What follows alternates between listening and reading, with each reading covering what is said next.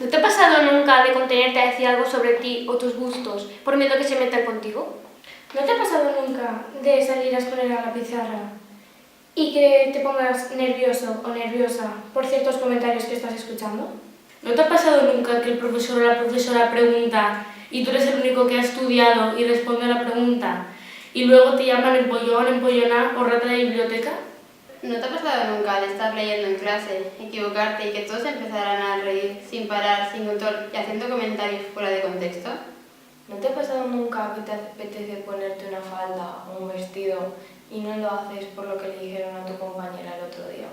¿No te ha pasado nunca de querer concentrarte en clase y que tus compañeros te estén molestando y decirse a la profesora o profesora y que a la salida del instituto te llamen chivata chivata? ¿No te ha pasado nunca que algún gracioso o graciosa te ha escondido el estuche o te lo ha quitado y no te lo ha devuelto hasta que no te has enfadado? ¿Nunca te ha pasado de que alguien te haya puesto la zancadilla, te hayas caído y en vez de ayudarte se hayan reído de ti? ¿No te ha pasado nunca que estás tan tranquilo en el patio y vienen a molestarte y a marearte por tu forma de vestir? ¿No te ha pasado nunca que sales del instituto hacia tu casa y hay un grupo de gente que no para de seguirte insultándote?